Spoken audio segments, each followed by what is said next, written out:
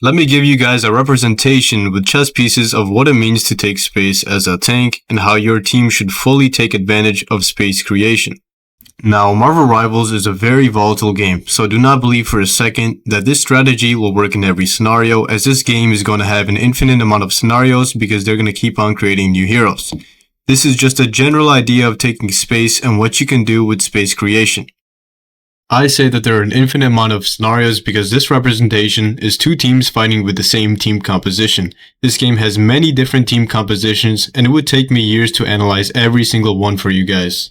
And the fact that this game will keep creating new heroes means that newer team compositions will be invented, and it will literally be infinite. Okay, let's get started.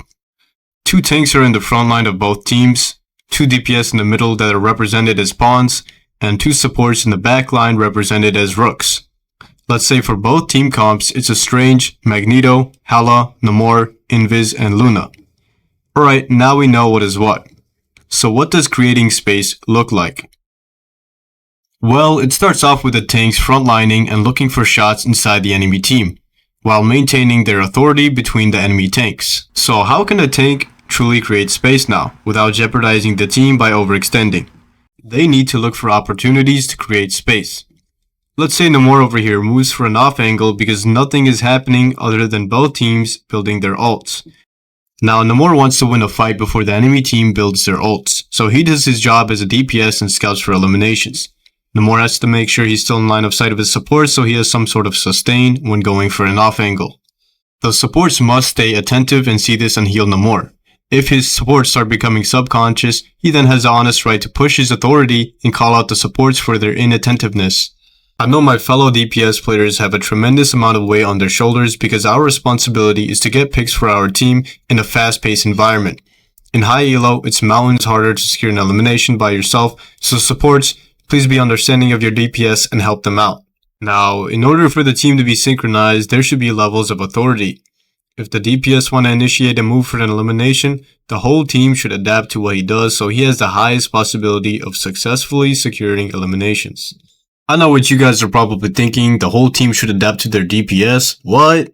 Nah, this guy is biased because he's a DPS player. Nah, I'm not. It's a team game and whose job is it to get eliminations? The DPS, so the team has to help him out.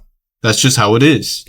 I don't want to hear the whole team yapping about why the DPS is not getting eliminations when they're also at fault. You guys can't just sit around and do nothing. Like what even is that? But let's say Magneto on the enemy team notices Namor and goes to attack Namor. Doctor Strange should see this and move to protect Namor and help him with his off angle. Doctor Strange and Namor now have authority of this angle because they are working together to overpower the Magneto. Now your own Magneto can initiate a push for his team to move up, because you're applying pressure from an unexpected direction and splitting enemy focus. So he has one less tank off the front line, and he has a bunch of other DPS preoccupied on Namor and Doctor Strange, so Magneto has less pressure that he can deal with, and he can move up and help his team initiate an assault. So now what is the true meaning of space creation? It's creating opportunities for your team to move forward inside the enemy team. But the enemy Magneto will surely notice this assault and reposition himself to the front lines. Your team might have secured eliminations with the space creation, but what if they didn't? Well now, boom!